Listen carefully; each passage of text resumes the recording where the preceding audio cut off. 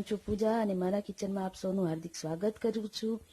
જેને મારી ચેનલને સબસ્ક્રાઇબ કરી છે એનો ખૂબ ખૂબ ધન્યવાદ, અને જેને હજુ સુધી મારી ચેનલને સબસ્ક્રાઇબ નથી કરી તે મારા વિડીયોની નીચે દીધેલા સબસ્ક્રાઇબ બટન ઉપર ક્લિક કરો અને પાસે આપેલા ઘંટીના નિશાન ઉપર દબાવો, જેથી કરીને મારા નવા વિડીયો આપની પાસે જલ્દીથી જલ્દી પહોંચી શકે।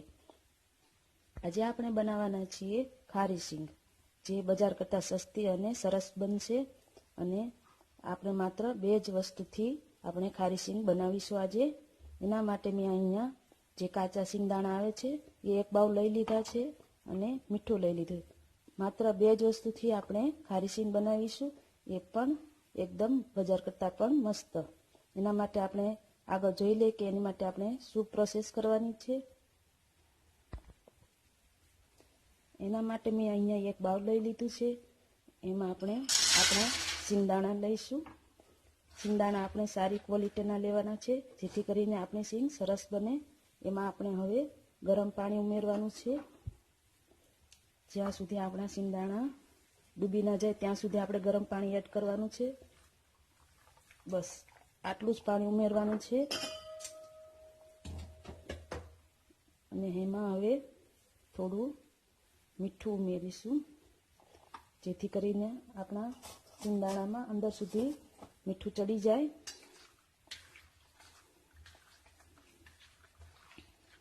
હવે આને આપણે 2 થી 3 મિનિટ સુધી ઢાંકીને આ રીતે રહેવા દઈશું। બાદમાં આપણે એને શેકી લઈશું। 2 થી 3 મિનિટ સુધી આ રીતે ઢાંકીને રહેવા દો। 2 થી 3 મિનિટ બાદ તમે જોઈ શકો છો કે આપણા સિંગદાણા થોડા પોચા પડી ગયા છે ઉપરથી, અને અંદર સુધી મીઠું ચડી ગયું છે। હવે એને આપણે ગાળી લઈશું।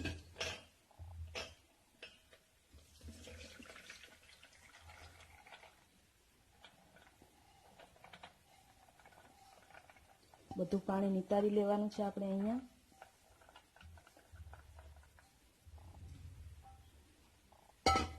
આ રીતે આપણે થોડી વાર માટે નિતરવા દઈશું, જેથી કરીને આપણું પાણી બધું નીતરી જાય। પછી આપણે એને કઢાઈમાં શેકી લઈશું। અહીંયા મેં કઢાઈમાં મીઠાને 5 મિનિટ માટે ગરમ કરી લીધું છે। આ મેં પહેલાં યુઝ કરેલું મીઠું છે। જો તમે પહેલી વાર બનાવતા હોય તો 2 કપ જેટલું મીઠું લઈ લો। આ મારું યુઝ કરેલું છે એટલે તમને કલર થોડો ચેન્જ લાગશે। હવે એમાં આપણે નિતારેલા સિંગદાણા એડ કરી દઈશું। આને આપણે સતત હલાવતા રહેવાનું છે।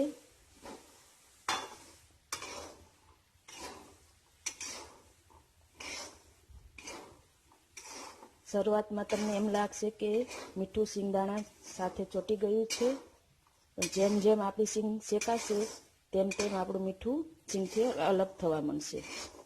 એના માટે કોઈ ચિંતા કરવાની જરૂર નથી। જેમ જેમ આપણી સિંગ શેકાઈ જશે તેમ તેમ મીઠું અલગ પડવા લાગશે।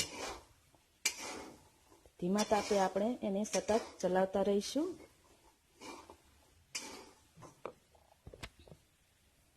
7 થી 8 મિનિટ શેક્યા બાદ તમે જોઈ શકો છો કે સિંગના ફોતરા આસાનીથી છૂટા થઈ જાય છે આ રીતે। એટલે આપણી સિંગ થઈ ગઈ છે। બસ તમારે ધ્યાન એ વાતનું રાખવાનું છે કે જે તમે કઢાઈ લો તે જાડા તળિયાવાળી લેવાની છે, જેથી કરીને આપણી સિંગ બળી ના જાય। હવે આપણી સિંગ એકદમ તૈયાર છે। હવે અહીંયા મેં એક આ રીતે ચાળણી લઈ લીધી છે। એમાં આપણે આપણી સિંગને ચાળી લઈશું।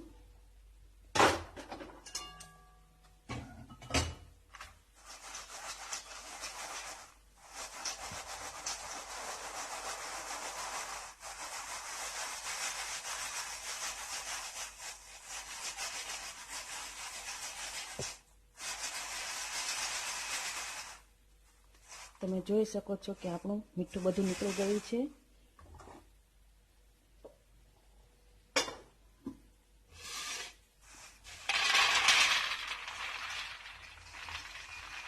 આપણી એકદમ સરસ સિંગ તૈયાર થઈ ગઈ છે। તમે જોઈ શકો છો કે આરામથી ફોતરા અલગ થઈ જાય છે, એનો મતલબ આપણી સિંગ સરસ શેકાઈ ગઈ છે। બહુ જ સરસ સુગંધ આવી રહી છે। આ રીતે સરસ પોતરા નીકળી જાય છે. હવે આપણી ખારીસિંગ એકદમ તૈયાર છે. જો તમને અમારી ખારીસિંગની રેસીપી ગમી હોય તો મારી ચેનલને લાઇક, શેર એન્ડ સબસ્ક્રાઇબ કરવાનું ભૂલતા નહીં. ધન્યવાદ.